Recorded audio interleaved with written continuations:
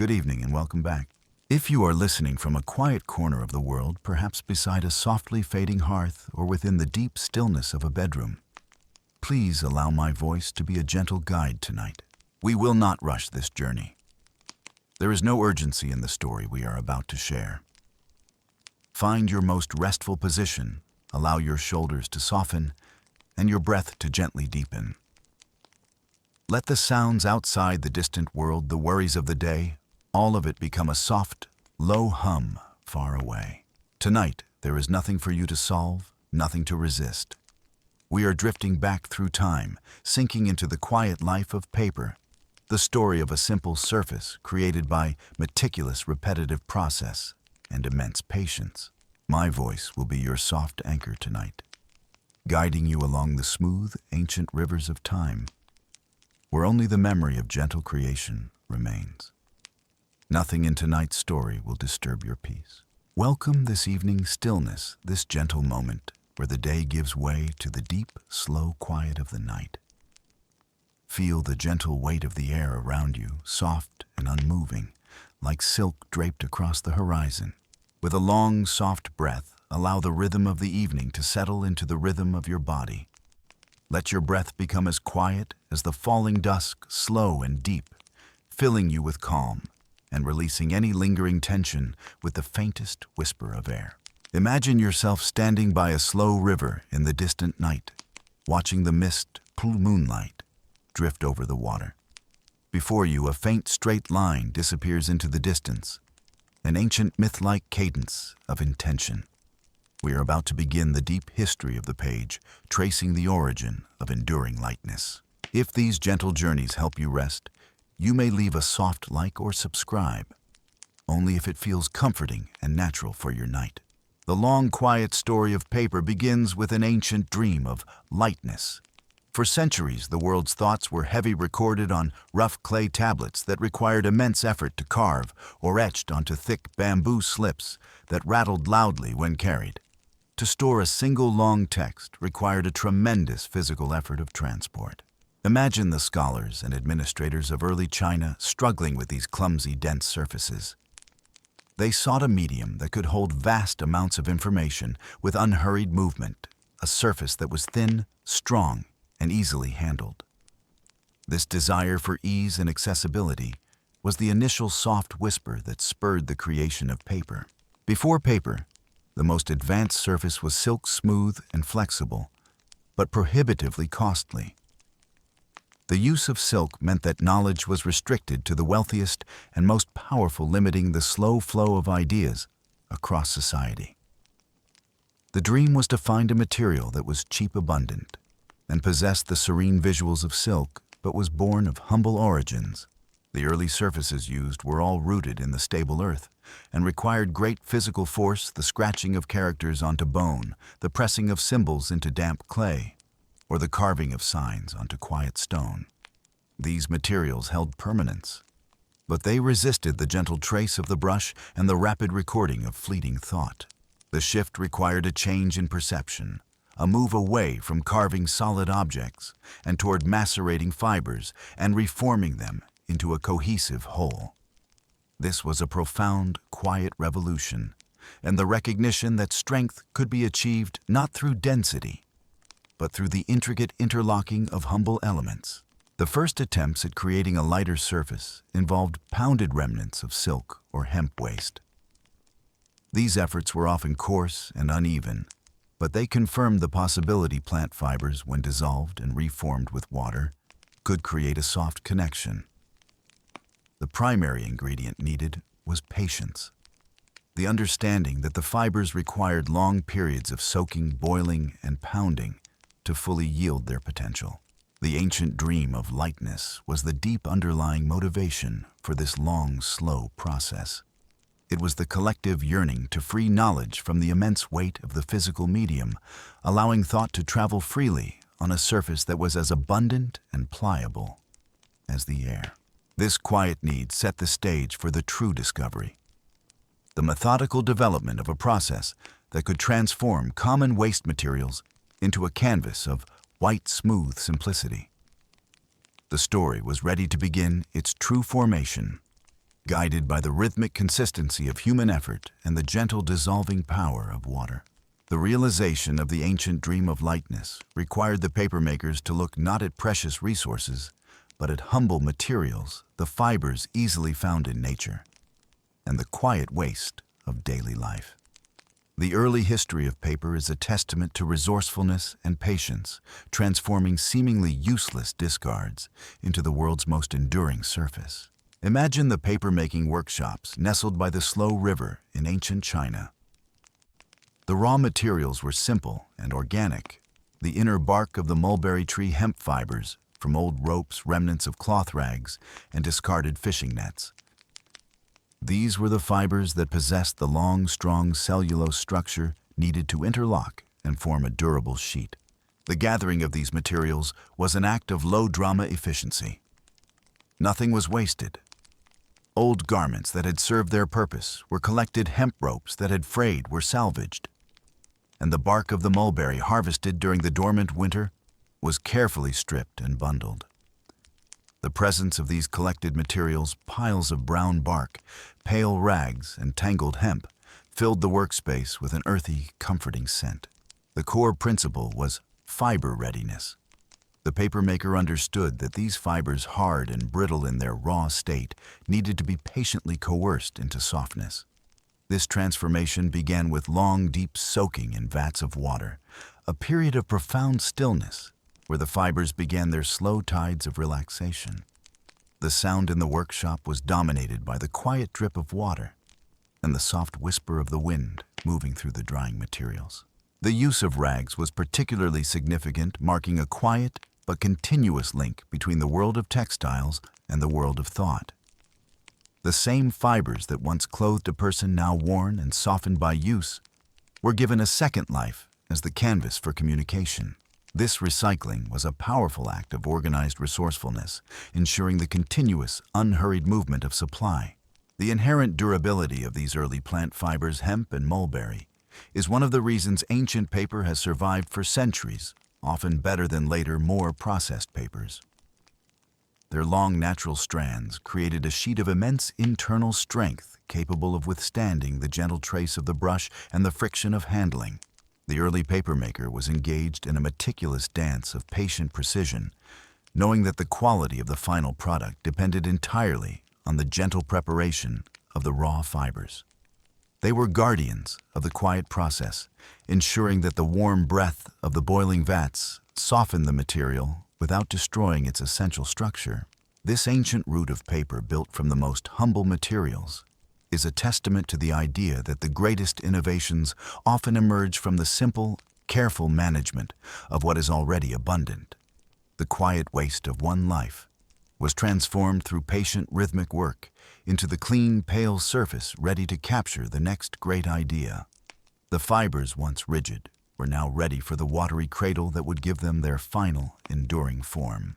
Before the fibers could be turned into pulp, they required a long, unhurried initiation, the phase of slow softening. This process involved patient steaming and soaking in warm breath, a meticulous ritual that gently coaxed the rigid fibers of bark and rags to yield their structure. Imagine the atmosphere in the papermaker's sheltered workspace. The air is humid and warm, filled with the comforting scent of boiled plant material. The process begins with the raw fibers being submerged for long periods in large vats of water, a period of profound stillness where the water's gentle persistence starts to break down the material. Following the initial soaking, the fibers were often subjected to steaming or boiling. This heating was done in simple kilns or large cauldrons tended by low embers that provided a steady, non-aggressive heat. The sound was a soft whisper of bubbling water and the gentle hiss of steam rising into the air. The warm breath of the process working its quiet magic. The purpose of this gentle heating was not to destroy the fibers, but to remove the stubborn lignin and other natural glues that held the plant structures rigidly together. This method required patient precision and rhythmic consistency. The boiling had to be sustained for many hours, sometimes days, depending on the toughness of the material. Mulberry bark required far more time than soft cotton rags. The papermaker, through gentle footsteps and careful observation, would test the fibers regularly. He was looking for the precise moment when the material transformed from being stiff and brittle into a pliable, soft mass that could be easily separated. The fibers had to achieve a state of calm equilibrium, relaxed and ready for the next stage of maceration.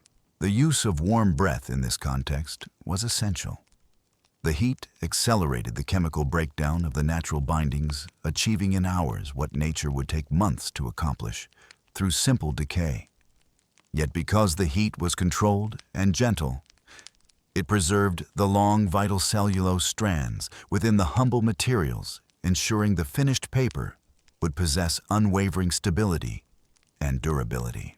The soundscape of this soaking and steaming phase was defined by the presence of the slow river nearby. The continuous sound of the flowing water was a reminder of the natural element that would soon complete the process. The papermaker's workspace, filled with rising steam, felt like a serene visual of continuous, controlled creation.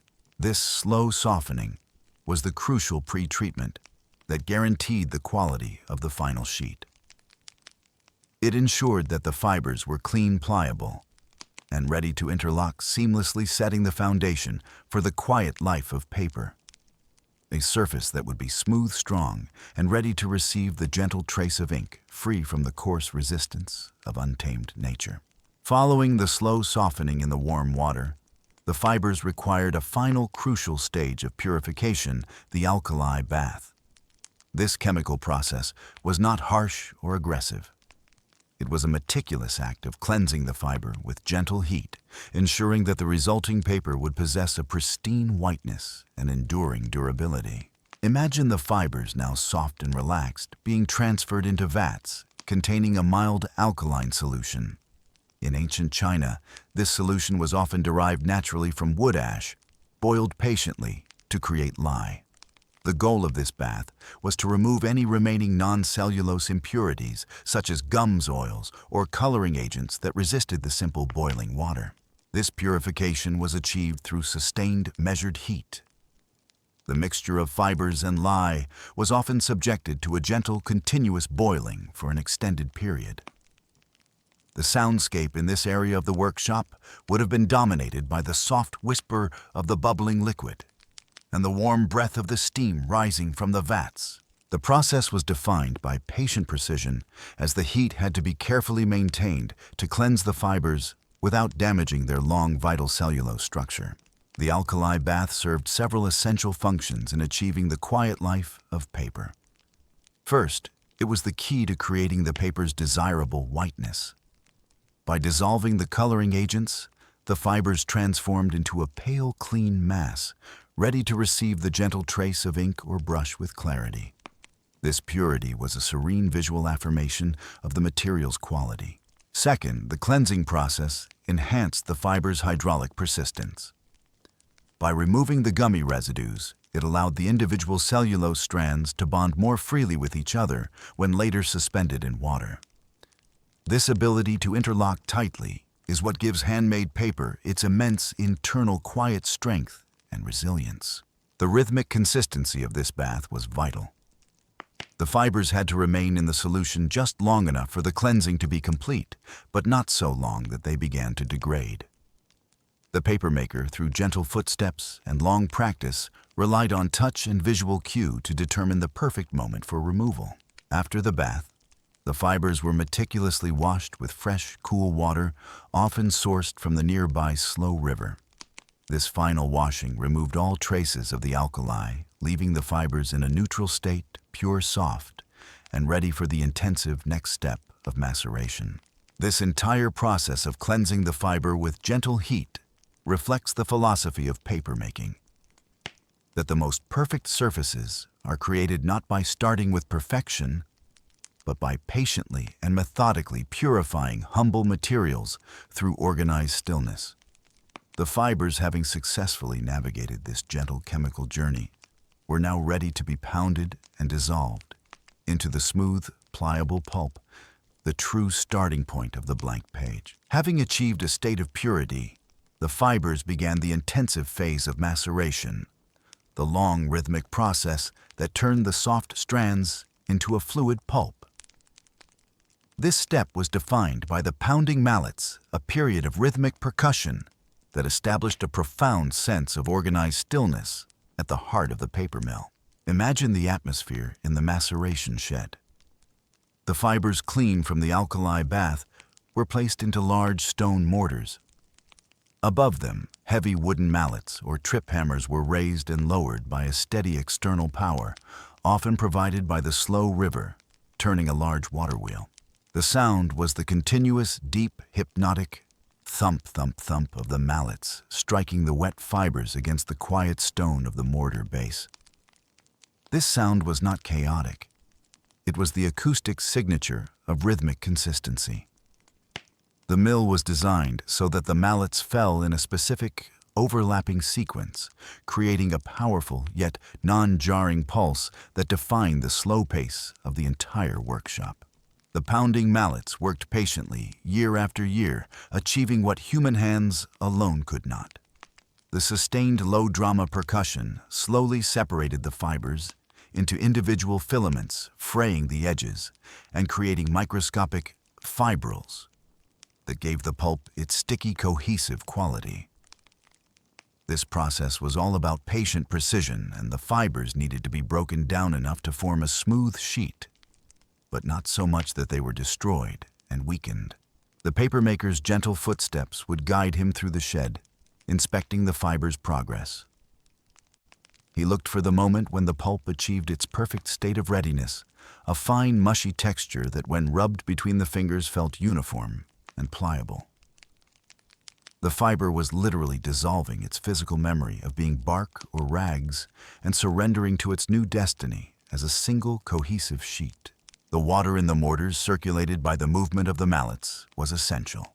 The constant presence of water cushioned the impact of the hammers, ensuring that the fibers were gently bruised and separated rather than being sharply cut.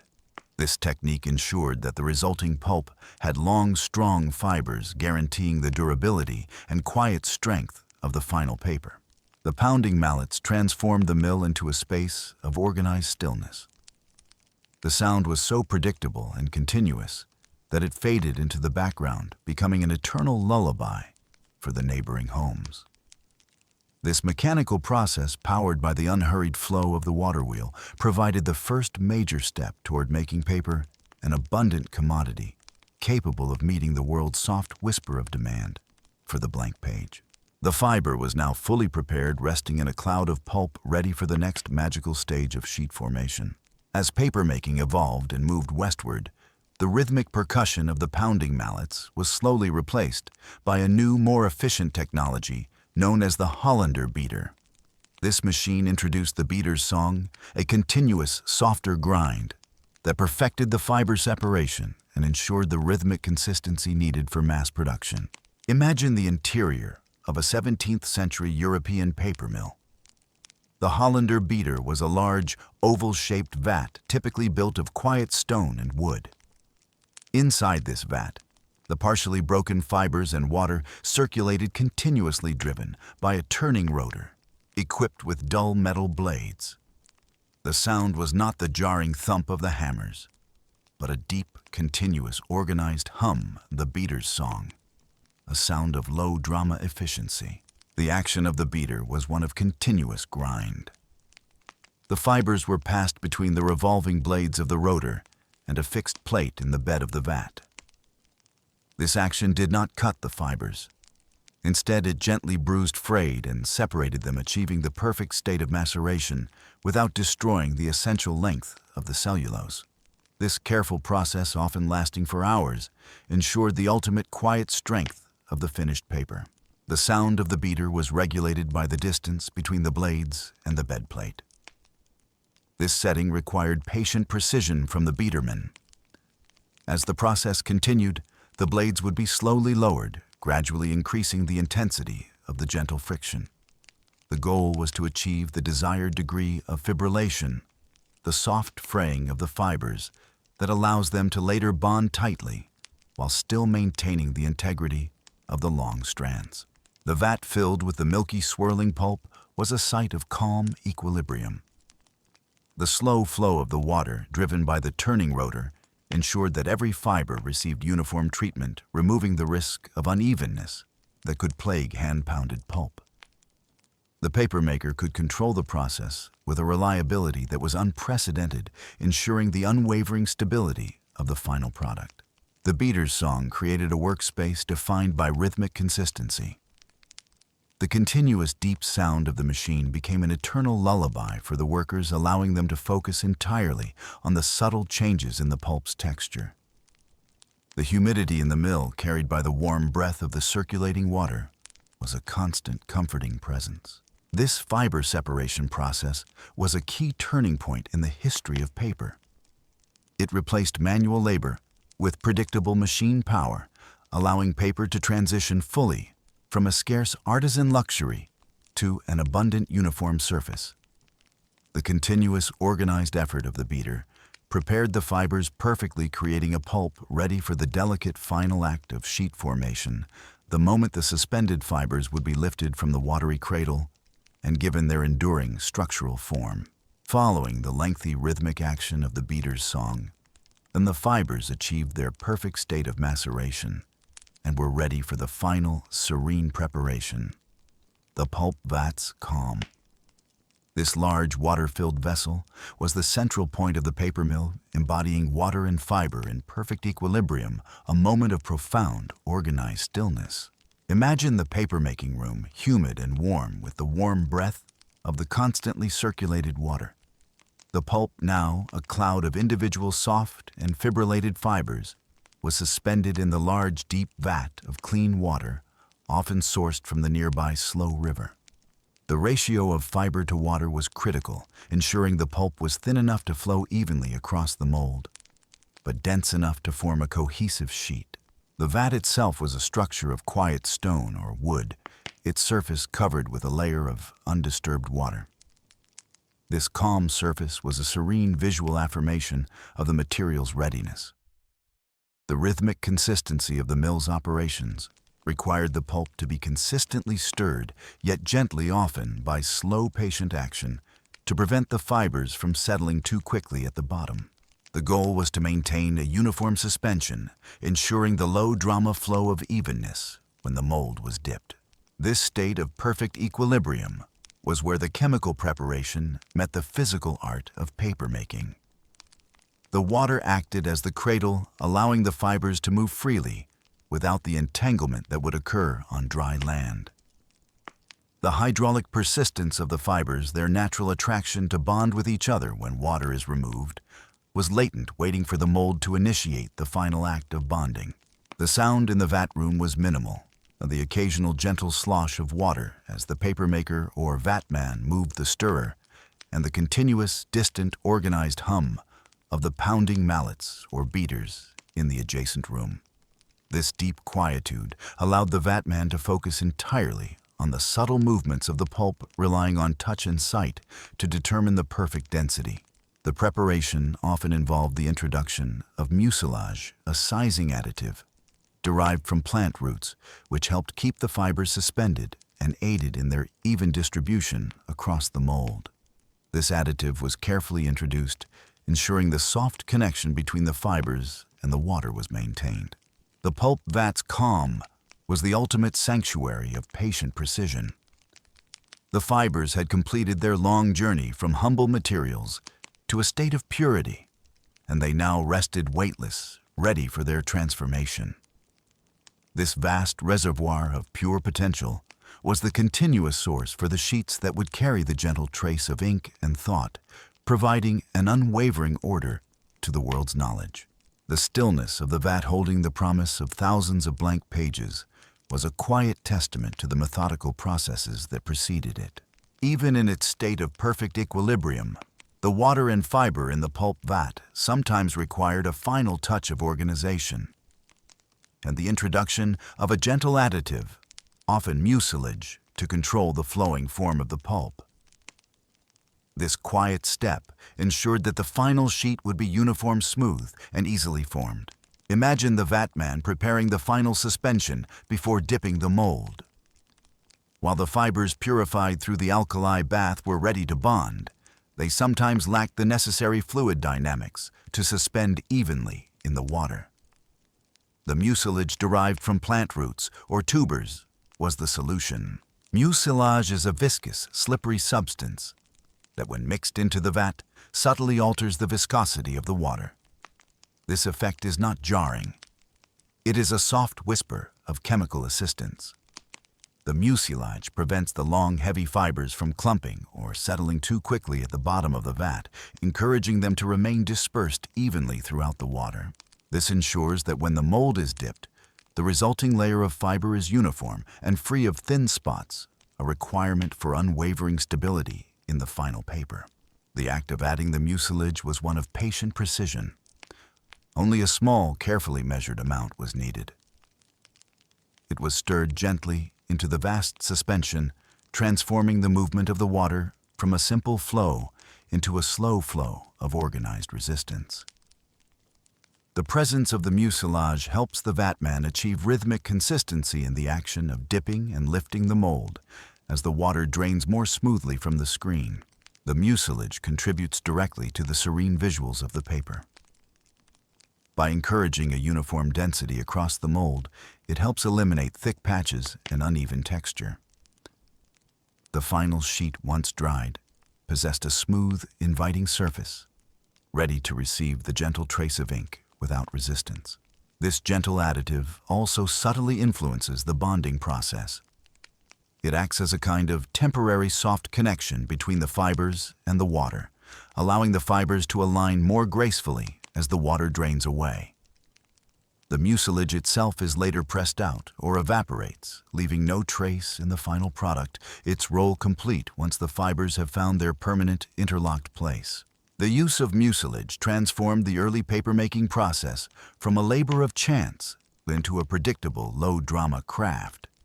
It allowed the artisans to maintain organized stillness, even when dealing with variable raw materials.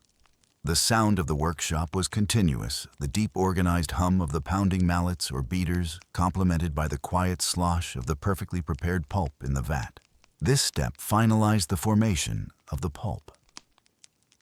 The fibers were clean separated and perfectly suspended in their watery cradle, ready for the defining moment of the papermaking process, the lifting of the screen that would turn the chaotic liquid suspension into the ordered flat permanence of the page. We arrive now at the quiet, profound moment that defines the entire craft, the dipper's pause. This brief interval, marking the moment of sheet formation, is where the chaotic liquid suspension of the pulp vat transforms into the ordered flat surface of the page, relying entirely on the vatman's rhythmic consistency and practiced patient precision. Imagine the vatman standing over the pulp vat, which holds the clean, perfectly mixed suspension of fibers. His tool is the mold and the decal, a delicate wooden frame supporting a fine mesh screen. The mold and a removable wooden border, the decla that defines the size of the final sheet. The action begins with a rhythmic dip. The vatman lowers the mold and decal vertically into the vat, allowing the pulp to flow smoothly over the screen. He then slowly and steadily raises the mold horizontally out of the water. This is the moment of critical transformation. As the water drains away, guided by the slight resistance of the gentle additive, the individual fibers, now pure and relaxed, are gently trapped on the mesh. The most important movement is the dipper's pause. Just as the water begins to drain, the vatman executes a subtle, precise shake, a gentle, quick motion forward and backward, then side to side. This action is not aggressive. It is a soft whisper of movement that encourages the suspended fibers to cross-interlock and weave themselves randomly into a uniform, cohesive mat. This random yet contained interlocking is what gives the finished paper its incredible quiet strength and durability. The sound of this moment is unique. The soft shush of the water draining through the mesh, followed by the deep, continuous, organized hum of the beater's song in the background. The air is humid with the warm breath of the water, and the vatman must rely on his senses, feeling the subtle weight of the fibers settling on the screen. The vatman then gently removes the decal, leaving behind a delicate wet film of paper resting on the mesh.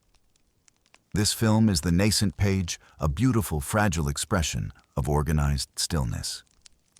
It is now ready for the couching ritual, the process of transferring this wet sheet to a piece of felt. The moment of sheet formation is the culmination of all the preceding low-drama work, the slow softening of the fibers, the cleansing bath, and the rhythmic percussion of the beaters. It is the point where the papermaker proves their mastery over the fluid state, successfully transforming the chaotic potential of the humble materials into the flat-ordered surface of thought. The resulting sheet, though fragile, already embodies the unwavering order of the mold. The pattern of the mold's wires, the laid and chain lines, is subtly pressed into the wet fiber, a unique acoustic memory that will remain with the paper even when dry. The quiet instrument responsible for defining the shape and size of the paper is the mold and the decal. This simple yet ingenious pair, the frame wire and patient precision of the papermaker's tool, represents the critical physical architecture that organizes the fibers into a smooth, contained sheet. Imagine the mold, a flat rectangular frame often built of quiet wood that supports the fine woven wire mesh or bamboo screen. This mesh is the true surface where the moment of sheet formation occurs. The pattern of this mesh, the thin, evenly spaced laid lines crossed by the thicker chain lines, is subtly pressed into the fiber during the draining process, creating the paper's unique acoustic memory. The decal is the removable border, a simple wooden frame that fits snugly over the mold. It acts as the wall of the sheet, defining the edges and preventing the flowing form of the pulp from escaping.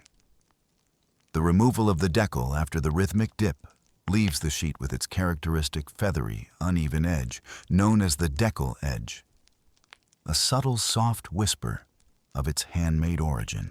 The craftsmanship of the mold and the decal required patient precision from the mold maker. The frame had to be perfectly flat and square, ensuring that the finished paper was uniform and rested in calm equilibrium. The wires of the mesh had to be evenly tensioned and precisely spaced. Any slight deviation would result in an uneven flow of the water and a flaw in the paper's quiet strength. The vatman relied entirely on the rhythmic consistency of this tool. The weight and balance of the mold, even when heavy with wet pulp, had to feel predictable in his hands, allowing him to execute the subtle dipper's pause and the critical shake with confidence. The mold was a continuous extension of his own organized stillness. The sound of the mold is essential to the process.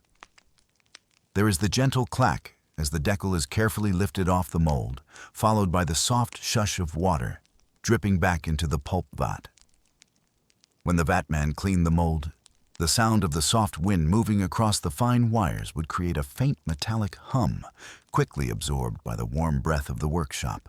Over time, mold technology evolved. Early Chinese molds used flexible, fine bamboo strips tied with silk thread, allowing the wet sheet to be immediately peeled off the screen. European molds adopted rigid metal wires, requiring the extra step of couching to transfer the sheet to felt.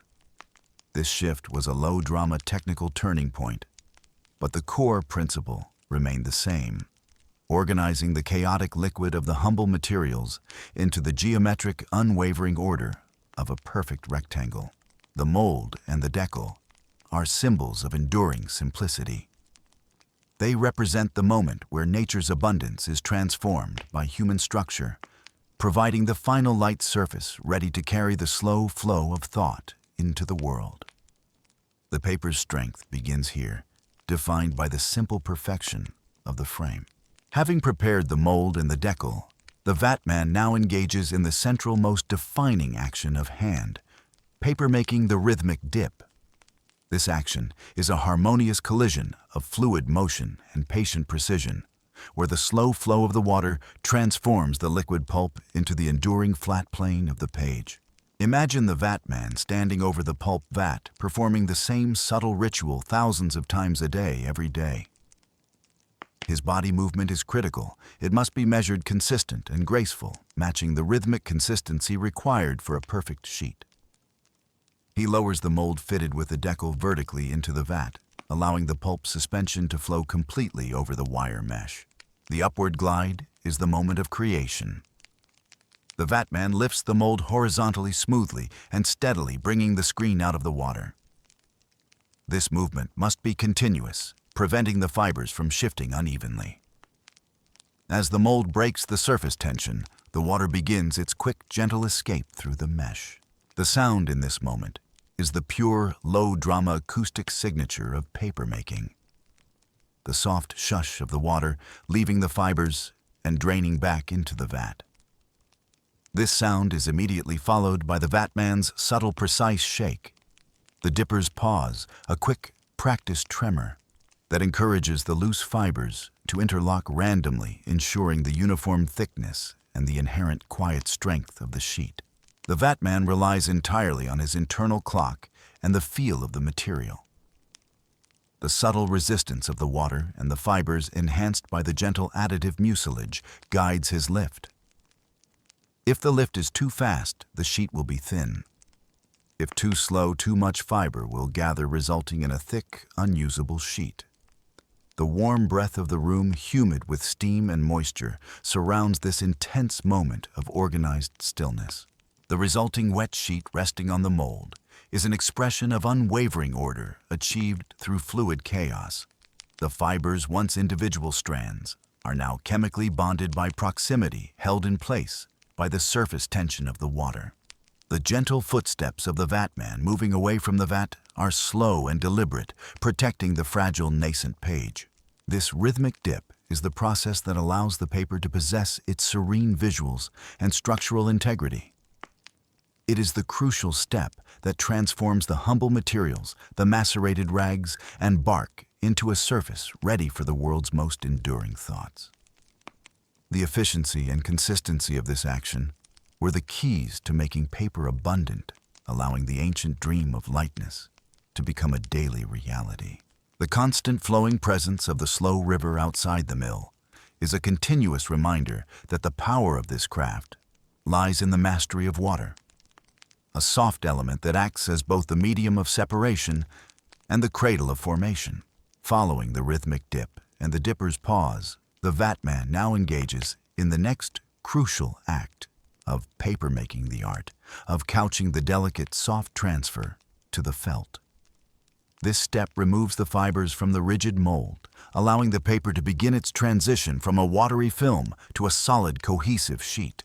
Imagine the vatman holding the mold upon which the wet, fragile sheet of nascent paper rests, suspended by surface tension. He moves with gentle footsteps and immense care toward the couching post, a stack of thick, absorbent woolen felts. This process must be executed with patient precision as the sheet is at its most vulnerable. The term couching comes from the French verb coucher, meaning to lay down. The vatman carefully inverts the mold onto a damp piece of felt, aligning the edges exactly. He then applies a soft, rolling pressure to the back of the mold, often using a sponge or a simple roller, ensuring that the wet fibers adhere gently to the rough surface of the wool. The sound of couching is minimal. The soft shush of the mold being pressed against the damp wool and the muffled thwack as the vatman quickly peels the mold away.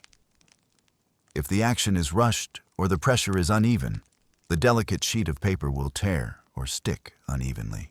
The success of the couch is determined by the warm breath of the wool, which absorbs the excess moisture from the underside, and the rhythmic consistency of the vatman's practiced hand.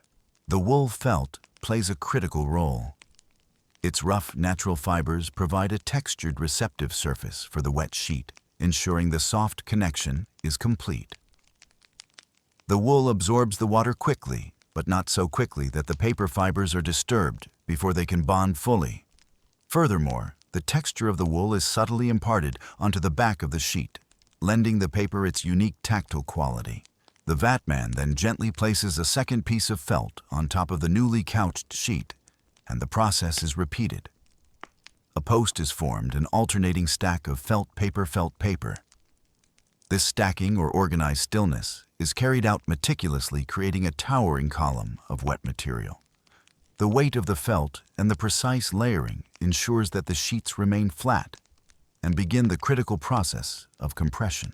This soft transfer to the felt is a profound turning point for the paper. The sheet is released from the rigid control of the mold and the decal gaining its freedom and its first taste of internal cohesion. The fibers are now interlocked, relying on their own quiet strength rather than the structure of the wire mesh. The couching ritual transforms the fragile transparent film into a dense, semi-solid sheet, ready for the immense pressure of the press. The rhythm of the couching, the dip, the shake, the transfer. The stack is a continuous, eternal lullaby of creation, ensuring that the humble materials are safely guided into their final, enduring form. Having completed the soft transfer to the felt, the next stage in the couching ritual involved creating the post's quiet weight. This was the methodical process of stacking sheets for the first press, a slow, continuous buildup of alternating layers of wet paper and dry felt relying on gravity and organized structure to begin the compression. Imagine the vatman and his assistant working in rhythmic consistency. With each successful transfer to the felt, a new sheet of wet paper is placed on the growing stack known as the post. This post grows vertically composed of dozens, sometimes hundreds of layers of paper and felt. The sequence is simple: paper, felt, paper, felt. This organized stillness is essential to prevent the sheets from bonding prematurely and ensures that the heavy weight of the materials is distributed evenly. The post's quiet weight quickly becomes substantial. Even before the mechanical press is applied, the sheer dead weight of the materials, the accumulated fiber, the saturated felt, and the massive weight of the quiet stone base beneath begins the process of slow compression. This is the first gentle squeezing of the water from the paper, initiated by the materials themselves. This stage requires patient precision. The vatman must ensure the sheets are aligned perfectly within the stack. Any misplacement could lead to wrinkled or damaged edges. The sound of this building process is minimal. The soft whisper of the felt being laid down, the gentle thud as the stack grows higher, and the low, continuous, organized hum of the mill in the distance. The atmosphere is one of focused, low-drama efficiency. The wool felt, which played a crucial role in the art of couching, now acts as a soft connection and a crucial separator. Its fibers, coarse and absorbent, protect the fragile wet paper sheets from direct contact, preventing them from fusing into a single, unusable block. The wool is a vital intermediary, absorbing the water released by the increasing pressure while maintaining the serene visuals of the flat, perfect sheet. The height of the post is often determined by the capability of the press. This structural limit imposes a measured pace on the entire papermaking operation. The vatman can only continue the rhythmic dip and couching until the post reaches the required height, ensuring that the pressman can handle the immense column of material. This necessary constraint contributes to the continuous, unwavering order of the mill's schedule. Once the post is complete, a solid, damp column of immense potential, it is ready to be moved to the press. The transfer of this heavy column required intentional movement, and often the collective warm breath of several workers carefully sliding the post onto the press bed. This final movement away from the pulp vat and into the area of mechanical force is a subtle turning point in the paper's life, moving it from the fluid cradle of water to the crushing weight of engineered compression. The post's quiet weight is a testament to the power of accumulated effort and organized structure, transforming the chaotic liquid of the humble materials into the beginnings of a stable, durable surface. The high damp post's quiet weight, having been carefully assembled, was now ready for the mechanical stage of its transformation, the pressman's patience. This was the process of slow compression and water's release, where immense controlled pressure turned the fragile watery fibers into a cohesive, structurally sound sheet. Imagine the press, a massive wooden machine, often powered by a large central screw or lever, standing firm on its quiet stone foundation. The post, the towering column of alternating paper and felt, was carefully positioned beneath the heavy press plate. The atmosphere in this part of the mill was one of deep, organized stillness, focusing entirely on the slow, rhythmic application of force. The pressman's job required profound patience and patient precision. The pressure was not applied in a single chaotic burst, but gradually and methodically.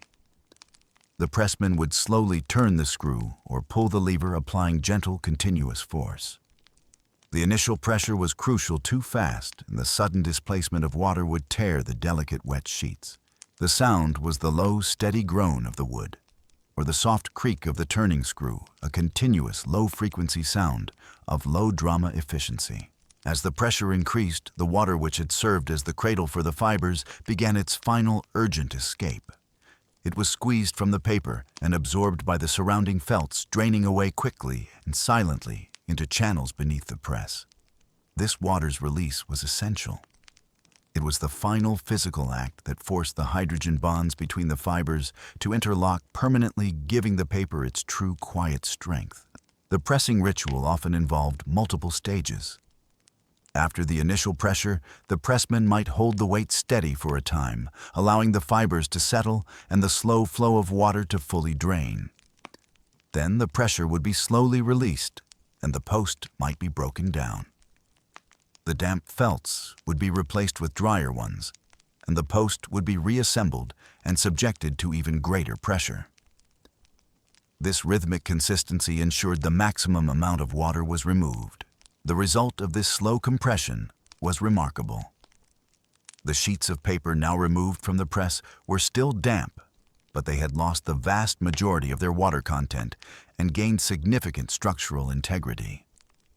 The fibrous material, once soft and fluid, was now dense, flat and solid. The soft transfer to the felt had given way to the hard-won cohesion of the paper itself.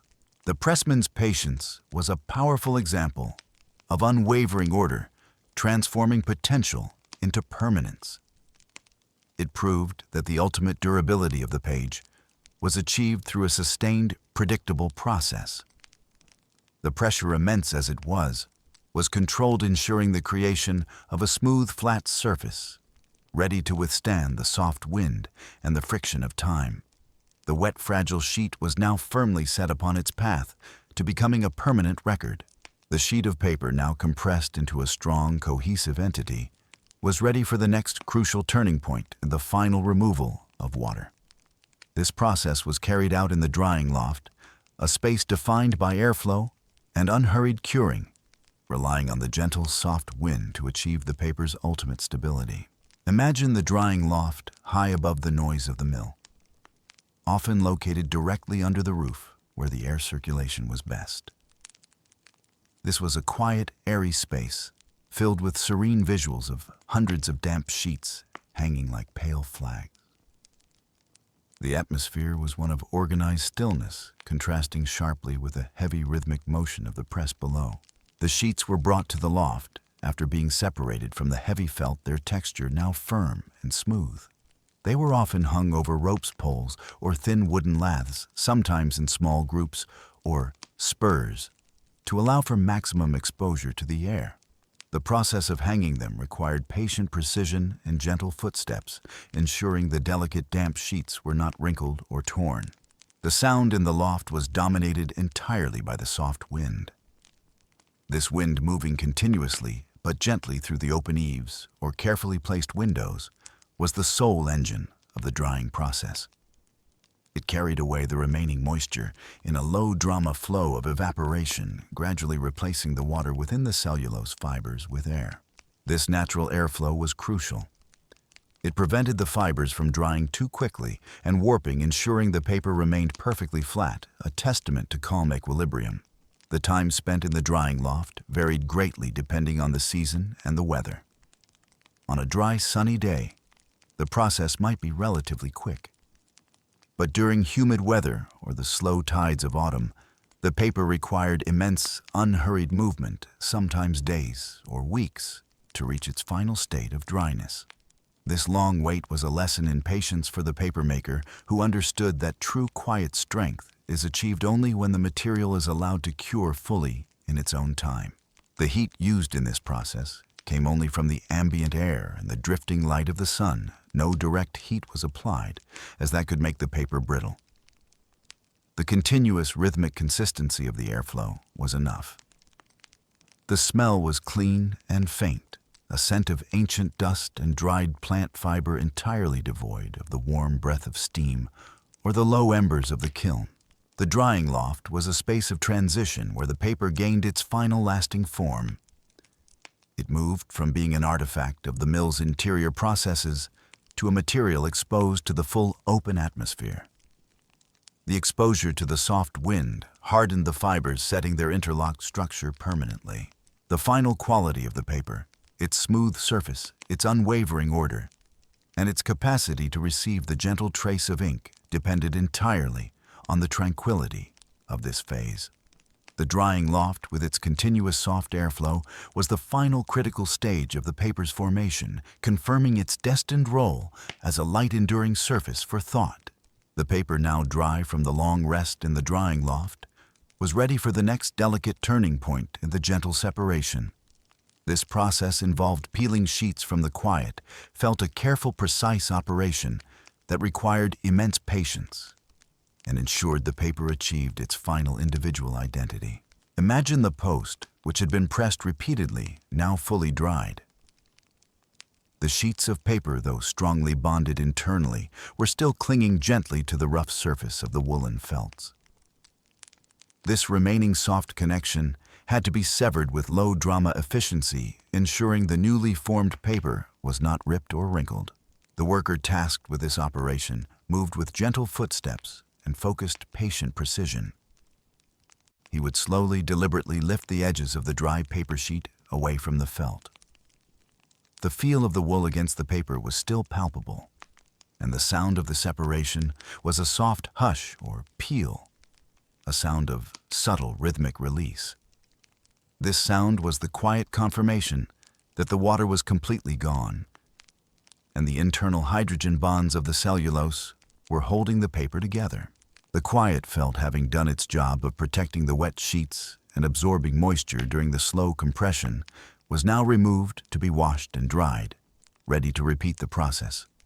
The paper, now free, was stacked into its own post, a towering column of pure, individual sheets. This act of peeling sheets from the quiet felt was crucial because it revealed the paper's true soft texture. The surface that had rested against the felt often bore a slight, comforting texture, the subtle memory of the wool's fibers. The opposite surface, which rested against the previous sheet of paper, was often smoother, ready to receive the gentle trace of the pen. This subtle duality in texture was part of the paper's character. The separated sheets were then pressed once more, but this time without the felt in between. This final low-drama compression was intended to flatten the paper, completely remove any lingering felt marks, and ensure every sheet possessed unwavering order and calm equilibrium. The pressure was immense, but applied with rhythmic consistency, turning the slightly textured sheets into a smooth, even surface. The light in the mill, the drifting light of the afternoon sun, would illuminate the serene visuals of the stack of separated paper. It was a vast, clean column of possibility, ready to be counted, trimmed, and moved to the next stage of its journey. The soft wind, moving through the loft, would gently stir the edges of the stack, a soft whisper over the finished product. The gentle separation symbolized the paper's final acquisition of independence. It was no longer dependent on the mold's frame or the felt's support. It possessed its own quiet strength, born from the long, unhurried movement of maceration and pressing. The paper was now a finished, enduring surface, awaiting the next stage in its quiet life, the application of size to prepare it for ink. The paper, having been separated from the quiet, felt and subjected to a final gentle press, was now approaching its ultimate state of cohesion. This moment was marked by a unique sensory confirmation and the sound of the snap, a subtle acoustic test that confirmed the dryness and fiber tension were perfect, signifying a critical turning point in the paper's transformation. Imagine the papermaker in the drying loft, where the soft wind has completed its slow, unhurried work. He carefully selects a sheet from the stack. The paper, having lost its remaining moisture during the long, rhythmic rest, now feels cool and stiff to the touch, a massive contrast to the soft, pliable state it held in the pulp vat. The test is simple yet definitive. The papermaker holds the sheet lightly at two corners and quickly flicks the paper with a practiced wrist. The resulting sound is a sharp, crisp snap or crackle. This sound is the ultimate affirmation of quiet strength. If the paper were still damp, the sound would be a dull, low-drama thud. The clear, resonant snap confirms that the fibers have fully interlocked and tightened, achieving their maximum tensile strength. This sound is entirely dependent on the fiber tension. The cellulose strands, now bonded by millions of hydrogen bonds, are pulled taut across the plane of the sheet. The snap is the acoustic result of this unwavering order and internal alignment being momentarily disturbed. It is a precise measure of the calm equilibrium achieved by the sheet during its long process of patient precision. The sound of the snap was a crucial indicator for the next stage sizing. Paper that did not produce a clear snap was not fully dry and would be returned to the loft for more rhythmic consistency and curing. Applying size to damp paper would result in a weak, brittle surface that lacked durability. The snap was the paper's final soft whisper of readiness before receiving its coating. This sensory confirmation ensured that the output of the mill was consistently high quality. The sound transformed the drying process from an act of simple waiting into a scientific, organized check. The papermaker used his ears as much as his eyes, listening for the soft echoes of perfection in the final product. Furthermore, the snap held a psychological significance for the user. Centuries later, the familiar sound of a sheet of quality paper being handled, the crisp, clean crinkle or snap, is a subconscious trigger for reliability and value. This acoustic memory dates back to the drying loft, where the papermaker first confirmed the paper's quality through sound. The sound of the snap is a powerful testament to the fact that the most enduring qualities are often hidden. The sheet looks simple and silent, but the clear sound reveals the immense internal structure achieved through the unhurried movement of the whole paper-making ritual. The paper is now completely transformed, ready for the final coating that will prepare it for the gentle trace of ink.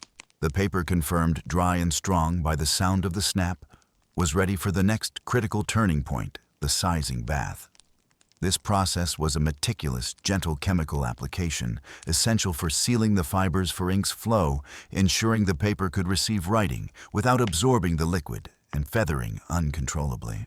Imagine the paper now a crisp, finished surface being taken from the drying loft.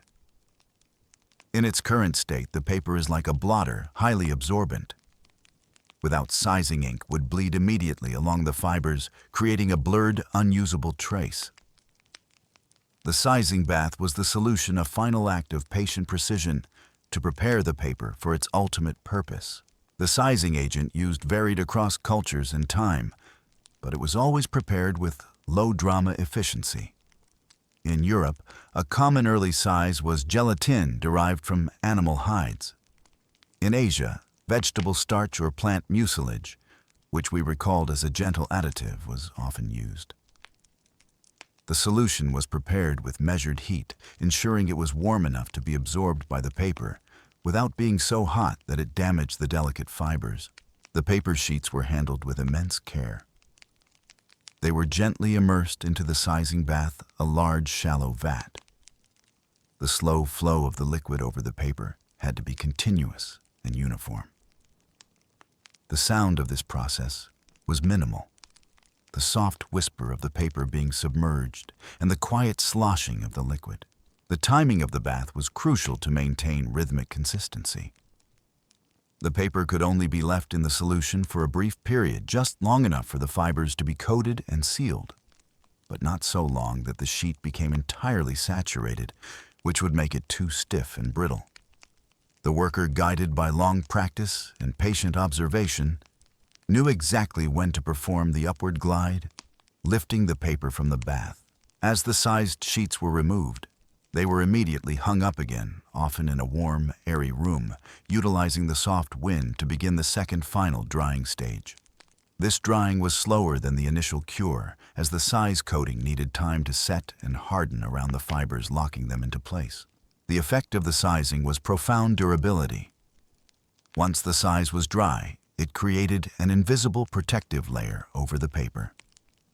This layer ensured that ink would rest on the surface, allowing the pen to glide with unwavering order and leave a clean, crisp line, the necessary quality for calligraphy mapping and detailed record keeping. The paper was transformed into a calm equilibrium between absorbent fiber and smooth sealed surface.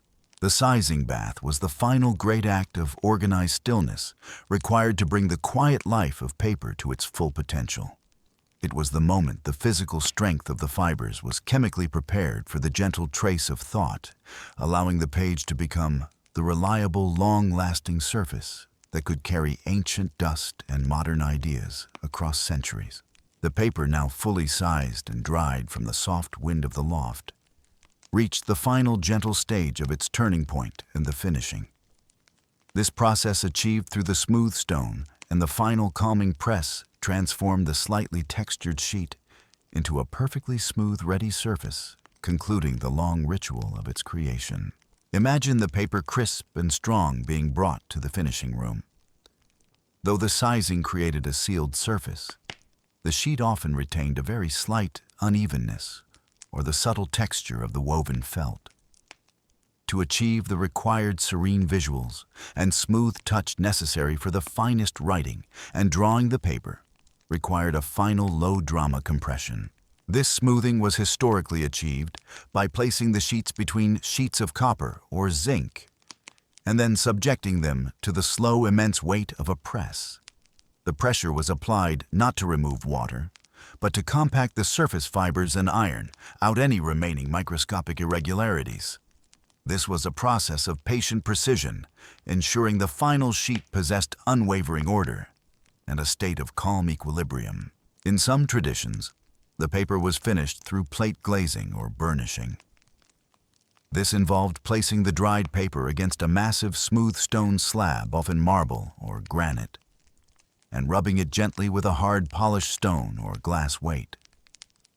This was a continuous rhythmic operation, performed with gentle footsteps and focused warm breath, and it gave the paper a high, subtle sheen that made it perfect for the most delicate calligraphy or engraving. The sound of the polishing was a soft, continuous shush or rub, a hypnotic sound of rhythmic consistency. This final calming press served a vital function for the paper's legacy. It ensured that the surface was perfectly prepared to receive the gentle trace of ink without the pen catching on any stray fiber.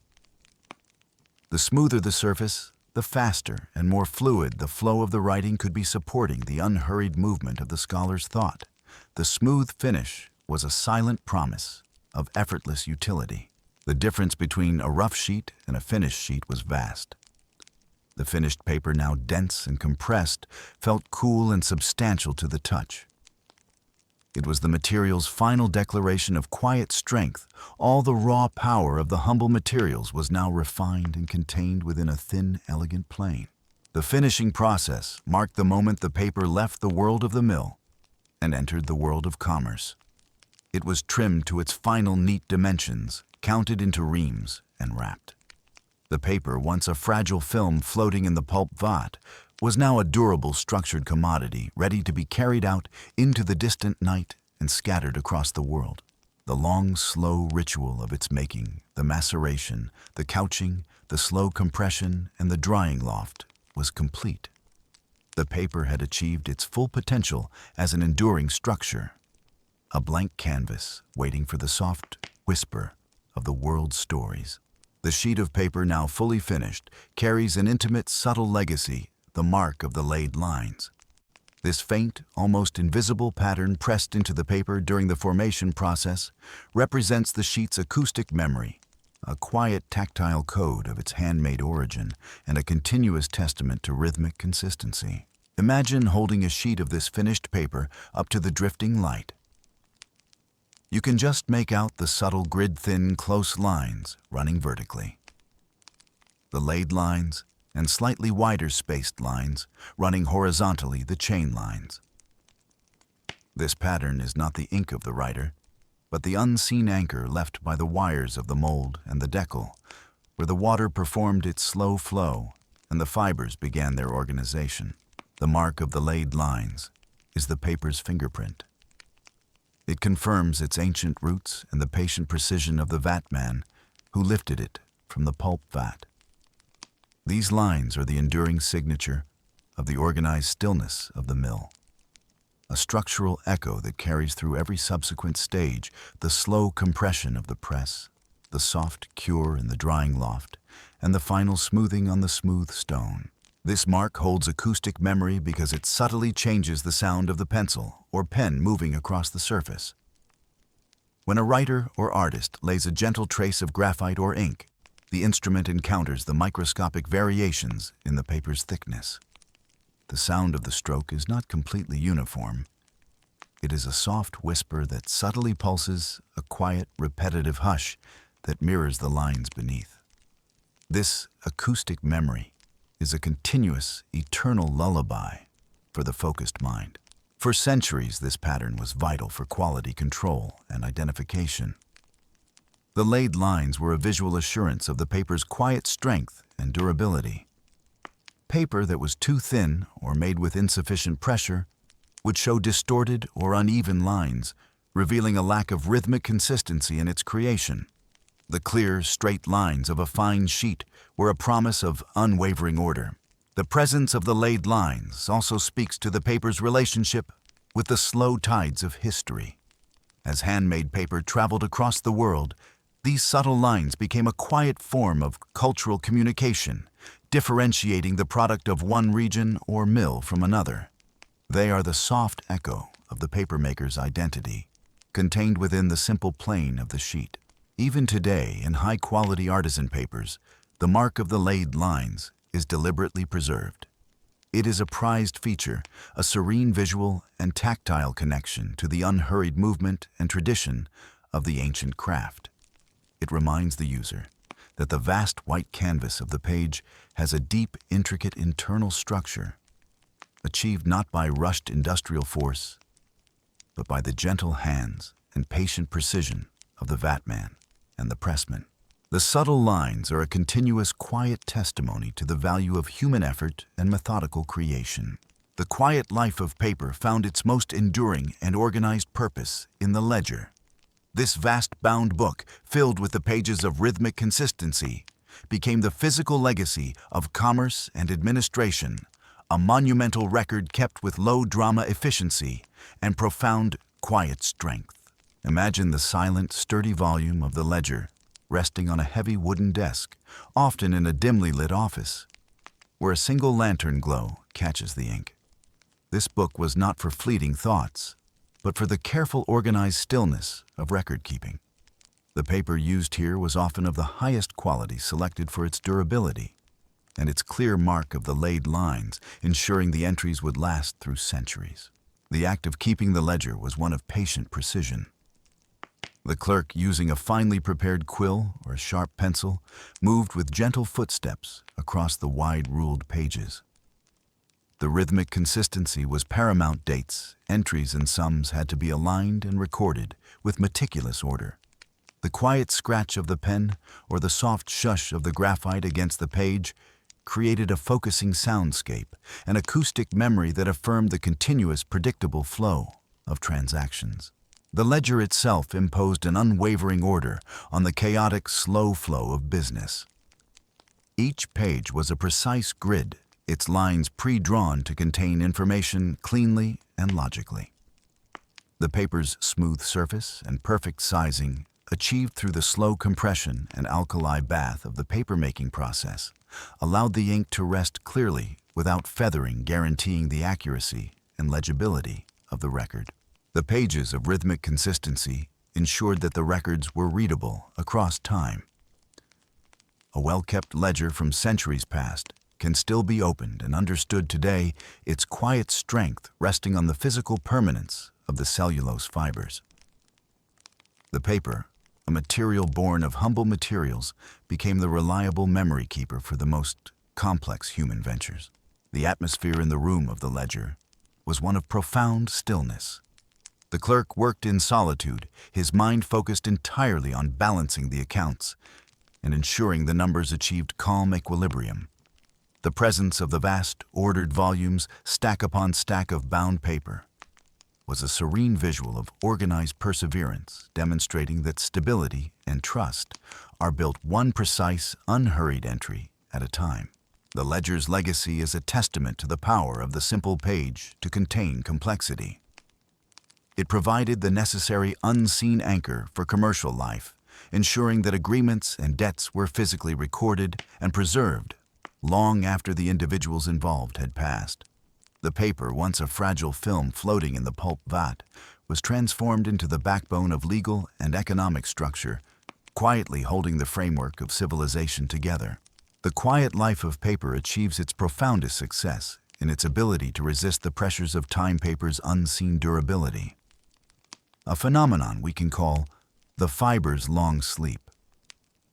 This enduring quality ensures that the gentle trace of ink recorded centuries ago remains available today, a constant testament to patient precision. Imagine a stack of ancient documents, perhaps an old map or a forgotten letter. The paper itself feels fragile, yet its internal structure is a fortress. This unseen durability begins with the purity of the fiber, achieved through the meticulous alkali bath and the rhythmic percussion of the beaters. The cleansing process ensures that corrosive elements like lignin and acids were removed, leaving behind almost pure cellulose. Cellulose, the building block of plant life, is chemically stable.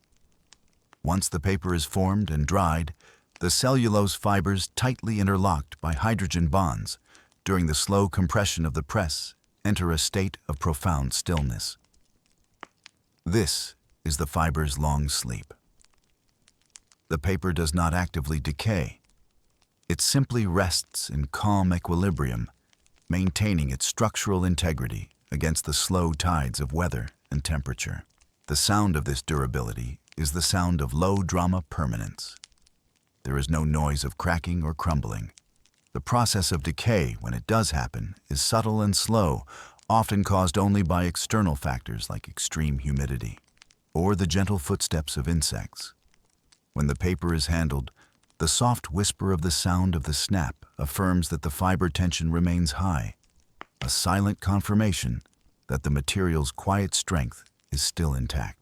This durability is the backbone of the legacy of paper. It allows the paper to act as a reliable memory keeper for civilization. The strength is hidden. The paper looks light and easily damaged, yet its internal matrix, born from the chaotic liquid of the pulp vat, possesses an unwavering order that belies its thickness. The sheet is a final, simple expression of organized structure, achieved through immense effort. The earliest handmade papers, made from humble materials like hemp and linen rags, often exhibit the greatest longevity precisely because those fibers are long and chemically pure. They were designed by nature to resist decay. The papermaker's art was simply to gently coax those fibers into a new two-dimensional form while preserving their inherent resilience. The fiber's long sleep is the promise of continuity. It means that the thoughts, stories, and records captured on the page remain accessible, bridging vast gulfs of time. The paper stands as a permanent, accessible, unseen anchor for human knowledge, waiting patiently for the drifting light of a reader to illuminate its surface once more. The long, unhurried movement of the creation process, the maceration, the couching, and the drying loft, was all dedicated to ensuring this final, enduring rest. The quiet life of paper is one of continuous, enduring presence, offering a safe, stable surface for the world's most fleeting ideas. The quiet life of paper culminates in its most universal and powerful characteristic, the final whiteness. This surface, achieved through the long, gentle ritual of purification, pressing, and drying, represents pure possibility, an unwavering order, waiting for the first gentle trace of thought. Imagine the finished ream of paper resting on a cool surface.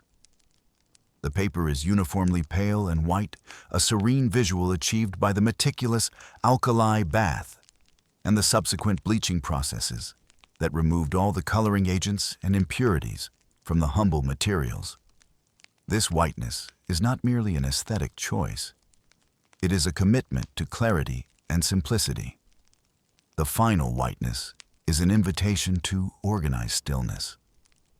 It represents a neutral space, free from the chaotic colors or textures of the outside world, encouraging the mind to settle and focus entirely on the internal, slow flow of ideas. The sheer vastness of the white canvas allows the thought to unfold without interruption or distraction. This sense of pure possibility is reinforced by the paper's physical state. The sheet is perfectly flat, achieved by the final calming press and the rhythmic consistency of the drying loft. There are no bumps, no wrinkles, and no unevenness. The surface embodies a calm equilibrium that assures the writer or artist that their instrument will glide smoothly and predictably. The soft whisper of the paper when handled confirms its quiet strength and resilience. The whiteness acts as a powerful contrast to the marking tool. Whether it is the dark, permanent, gentle trace of the ink or the soft, erasable line of the graphite pencil, the mark stands out with immediate clarity. This high contrast ensures that the thought once laid down is easily legible, reducing the low-drama frustration of poor visibility. Furthermore, the whiteness represents the legacy of abundance. For centuries before paper, the lack of a suitable white surface restricted the spread of knowledge. The final whiteness is a silent testament to the success of the organized perseverance of the papermakers who transformed scarce dark fibers into a universal light-filled commodity. The page is an expression of enduring simplicity made available to everyone. The paper is ready to become a memory keeper, but it first embodies a complete absence of memory. It is a new beginning, a clean slate. The unhurried movement of its creation, the maceration, the couching ritual, the slow compression has delivered a surface that is pristine, ready to receive the warm breath of the next thought. The final whiteness is the last deep comfort offered by the page. It promises that you can start anew, that the space is ready, and that your thoughts, however complex, will be met with unwavering order and profound stillness. The surface is waiting quiet and ready to embrace the creation that is yet to come. The final complete expression of the quiet life of paper is not found in the written word, but in the empty page itself. This blank surface offers a gentle invitation to the resting mind, acting as a powerful, peaceful symbol of possibility and profound stillness. Imagine the paper lying before you, cool, light, and perfectly flat. It is a canvas of unwavering order, a white landscape that has absorbed the energy of the long rhythmic making process. This emptiness is the ultimate victory of the organized stillness of the mill, where the chaotic liquid of the pulp vat was disciplined into this single, serene plane. The empty page is a psychological sanctuary. It represents the space before thought, free from the stresses of complexity and the demands of resolution. It offers calm equilibrium, assuring the mind that there is no problem to solve, no word to rush, and no deadline to meet. It is a moment of pure, low-drama readiness. The silence of the blank page is deep and resonant. It is the sound of non-judgment, inviting the most gentle trace of an idea, without the fear of failure, because the final whiteness can always be restored. This assurance is built upon the physical durability of the paper, confirmed by the sound of the snap and the strength of the slow compression it endured. The empty page reminds us of the rhythmic consistency required for true creation.